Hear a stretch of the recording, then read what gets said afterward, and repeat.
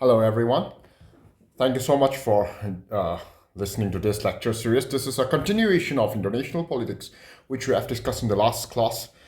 We will continue with the scope and subject matter of international politics. Scope and subject matter of international politics also means the area of international politics, the area that international politics covers. In other words, international politics or international relations is interchangeably used in international relations or international politics again. So we will study the scope and subject matter of international politics, the area where international relations cover. First, let's start with the nation-state subject.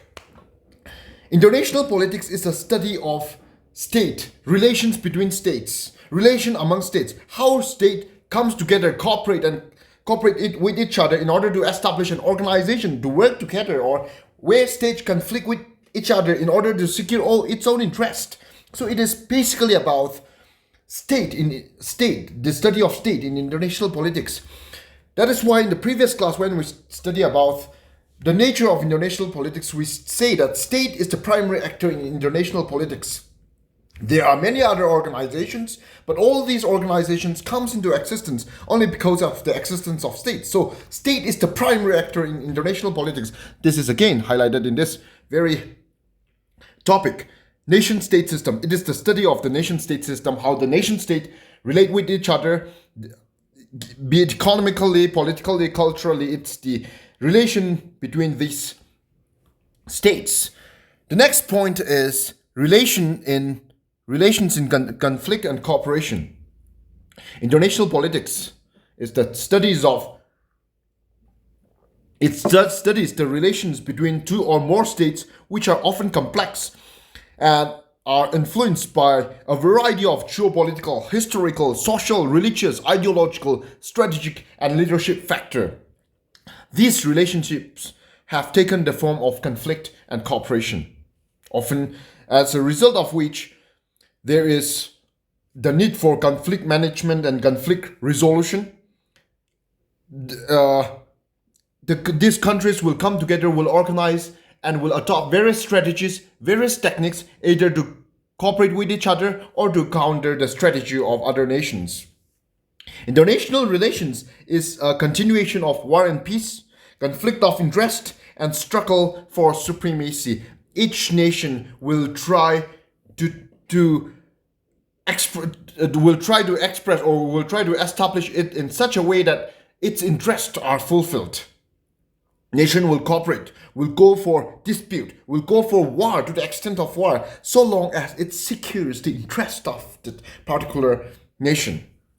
So it is a complex study. It is not just political study. It tries to establish the social, cultural, geographical, historical relation and try to relate accordingly. So it is a continuous study of struggles between nations, their conflict and their cooperation. The next point, another important point, is the power factor. Hans Morgenthau will put it that international politics, like all other politics, is a struggle for power. Whatever may be the immediate aim, whatever may be the end goal, its immediate aim is always power. They will try to get power in order to get its national interest, which they also expressed it as power again. So here it goes. Power is the core concept in the study of international politics. International politics can be understood if viewed as interest defined in terms of power. So national interest is again power. Immediate aim, immediate goal is power. They want power. For what? To serve its national interest. And what is the national interest of power? To get power.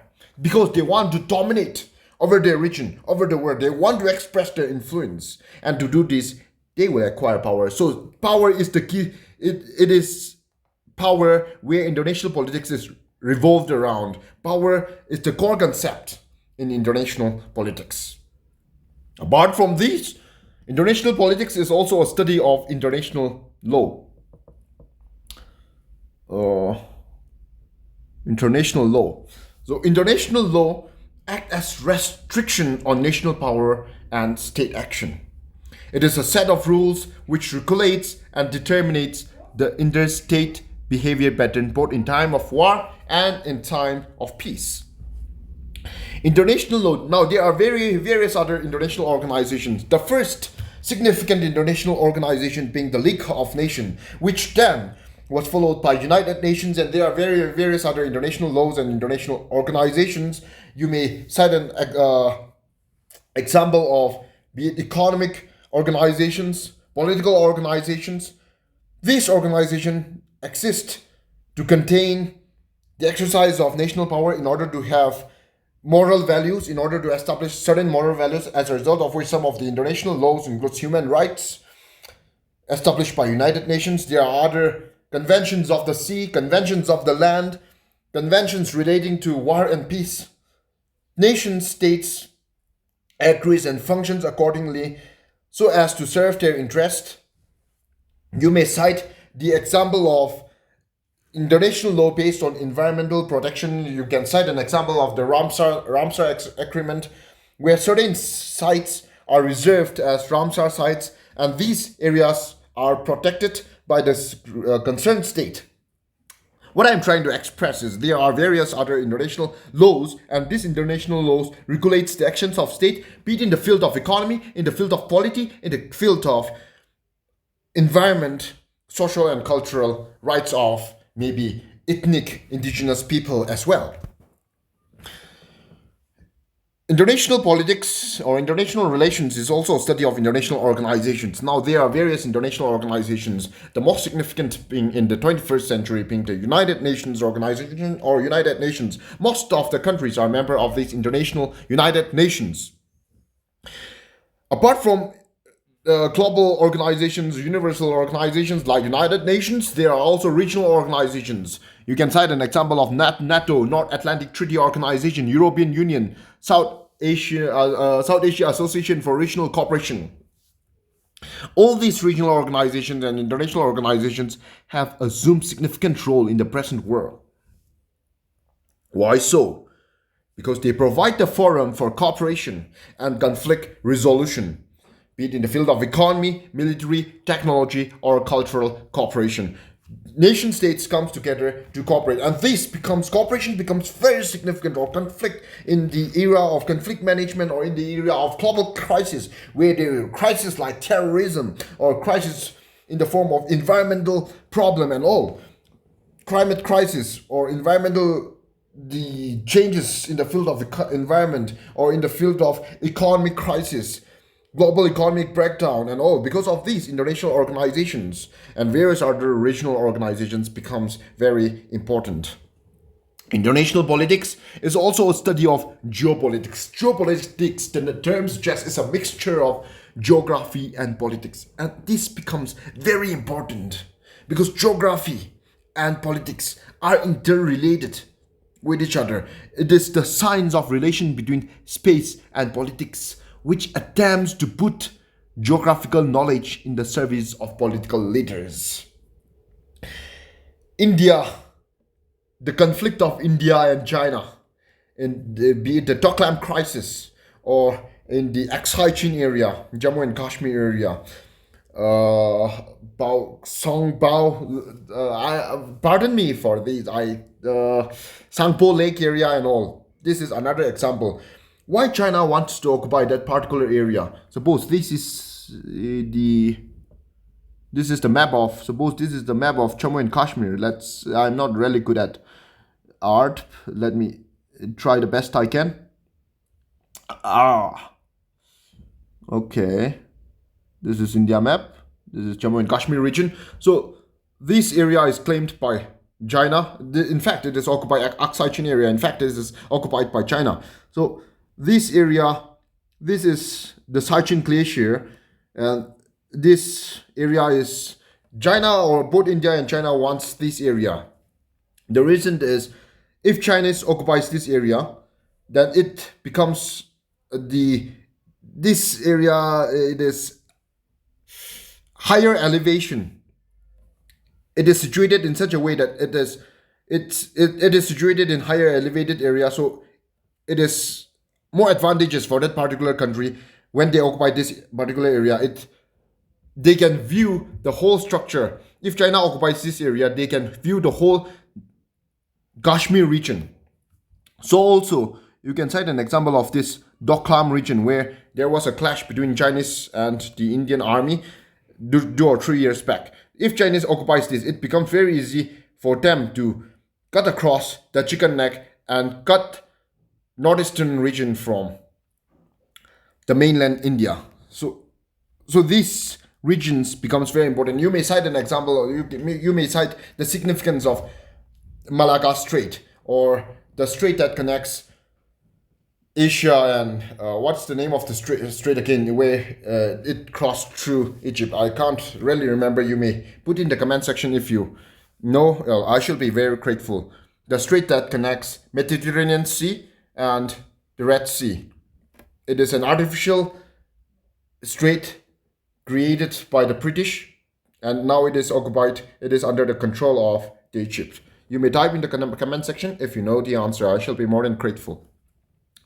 Undoubtedly, Palmer and Perkins put it this way, undoubtedly the struggle of space and power over the vast land and sea region of the world, perhaps in the outer space as well, will be the central theme in international relations in the future. And it has. It is, and it has been happening. The next point in the study, the next area of study in international politics is ideology. When you study international politics, you'll come across various ideologies. There is the realist ideology, the idealist ideology, the communist ideology, the socialist ideology, capitalism. Capitalism will talk about liberalism. Communalism or socialism will talk more or less in terms of interest of community as a whole, but capitalism will focus on the individual interest. More or less, it is this study of ideologies that determines the policy of a nation. If United States is a capitalist country, it will work in such a way that it formulates or it put forwards the policy, the interest of capitalist ideology. So also Soviet Union will work in such a way that it presents or put forward the ideology of communism or socialism. With conflict between political, economic, and social system, ideological issues comes to be the forefront in international scene. It is idea that rules the world. In fact, it is the idea if particular idea governs particular ruler. United States of America will formulate its policy in such a way that their foreign policy are guided by capitalism. Such a way that it puts forward the idea of capitalism.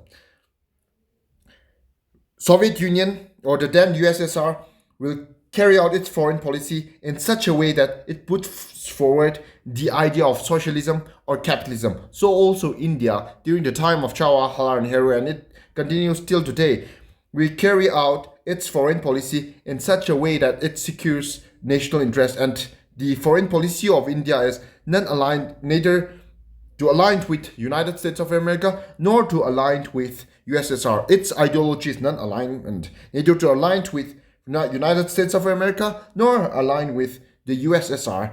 But India will determine its foreign policy to secure its own interest. It chooses a foreign policy to do according to the will of India itself, and not to be dictated by either United States of America nor USSR. With this, we come to the foreign policy as another subject of study in international politics. In international politics, the behavior of each state in international relations is always directed and controlled by its foreign policy.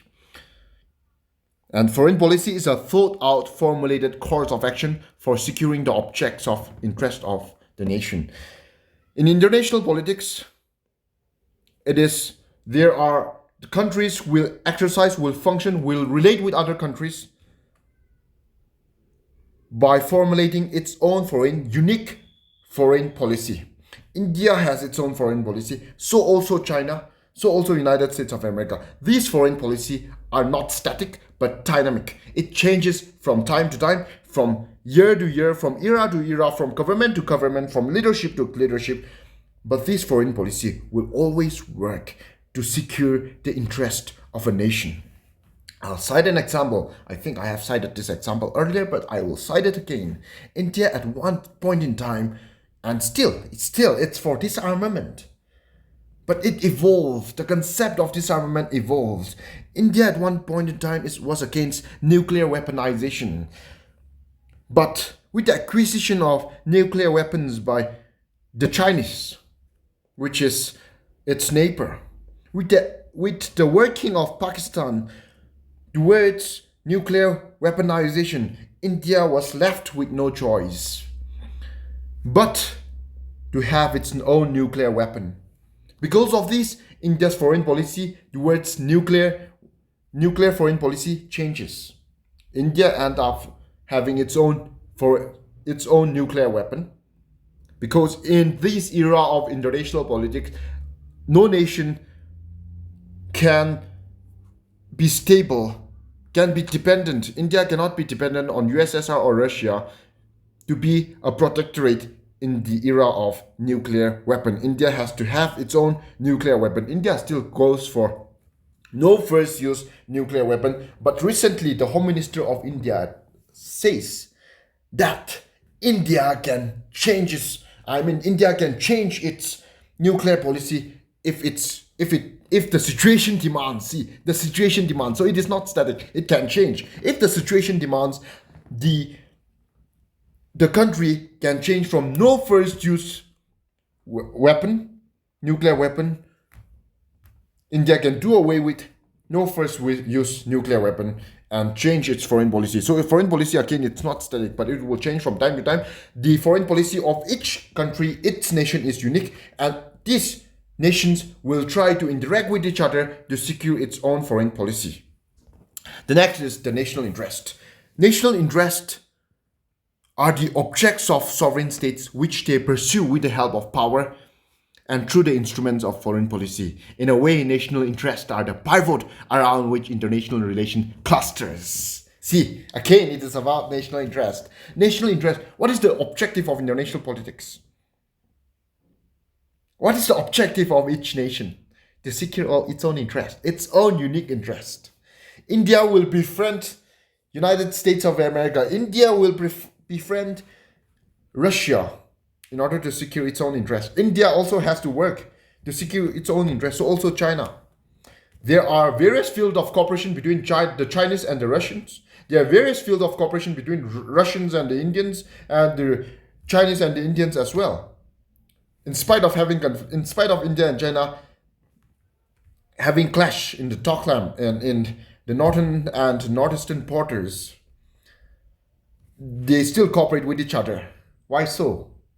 Because they need each other. It secures their national interest. So long as it secures their interest, they will cooperate. So also other countries.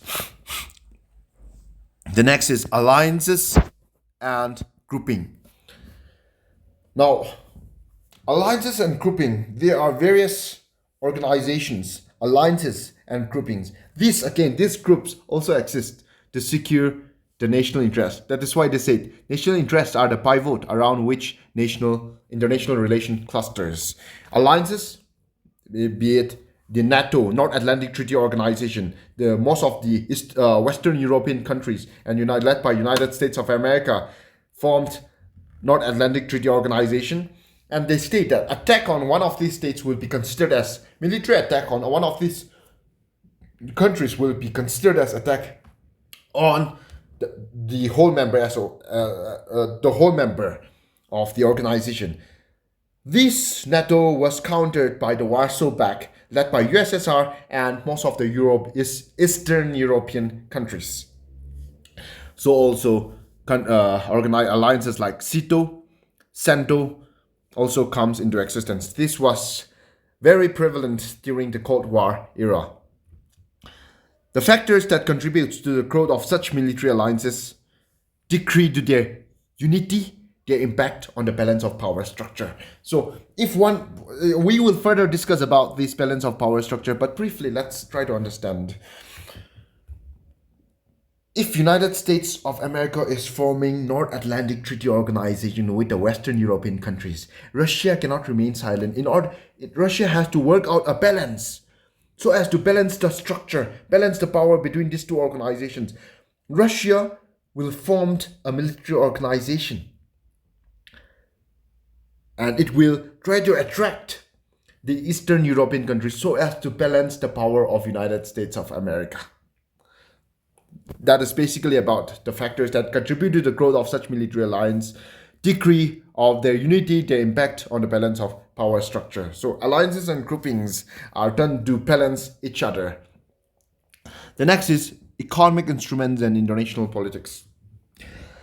The increasing importance and role of economics and trade relates to international politics. Economic relations among nations.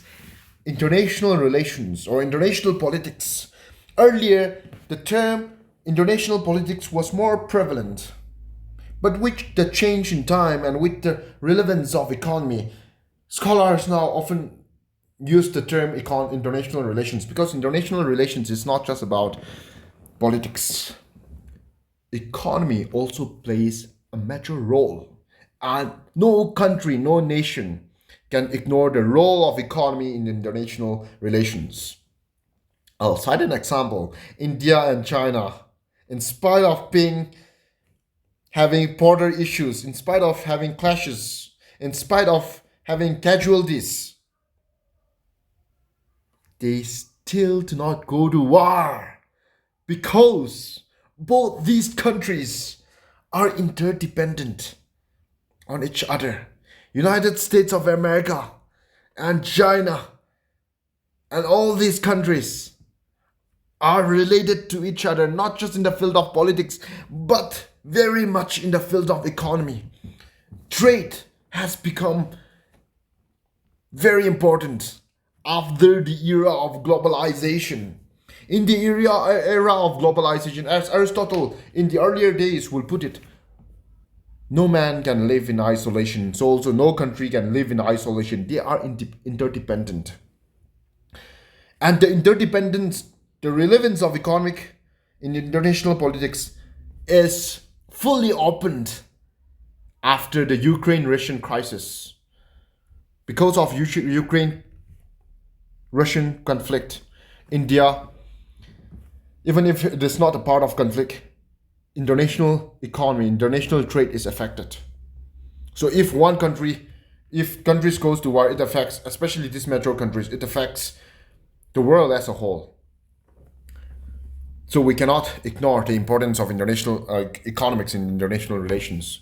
The other important subject in international politics is non-state organization actors. There are various other international, supranational, transnational actors, the MNCs, the NGOs, the human rights organizations. International politics is also a study of these organizations. Many MNCs, the owner of Amazon is in fact richer than most of the countries. Even I'm sure it is close, or if not richer, to our neighbor Pakistan.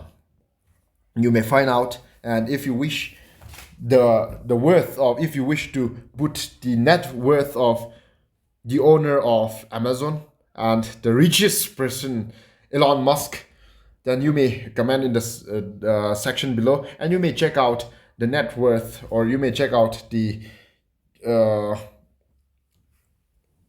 GDP of Pakistan and try to relate how these multinational corporations are capable when it comes to economic area. You cannot ignore the role of MNCs. Why so? Because MNCs directly or indirectly are part of election, especially a part of election in most of these smaller countries. For example, Indonesia, the cultivation of palm oil cultivation, many of the critics say that it is influenced by the MNCs in order to gain profit. They are doing away with the rich forests of Indonesia and most of the equatorial region. This, in fact, affects the environment. So, environment is also another study in international relation, which is a current issue, which we will study in the next point, that is study of current global issues, challenges before the world and community of the nation. So this is about, again, environment protection, palm oil cultivation in Indonesia, or the international terrorism sponsored states. There are many states sponsoring whose foreign policy is to sponsor terrorism. You know it, even if I do not name it. The protection of human rights, issue of climate change, which we are facing, the El Nino and La Nina crisis, which is more frequent than it usually was. The cyclone in Bay of Bengal in Arabian Sea is more frequent, and super cyclones are becoming more often than it used to be, which is a result of the climate change, environment protection, ethnic conflicts, which is seen even in the small states like ours in Manipur. Sustainable development, disarmament, nuclear disarmament. These are all subject of study in international relations. We shall discuss all this as we move on with the study of international politics in the coming days. This is all for today. Thank you so much for your kind, patient listening. And in the next class, we will take up the origin and growth of international politics. Thank you once again for your kind and patient listening. Wish you a pleasant time ahead.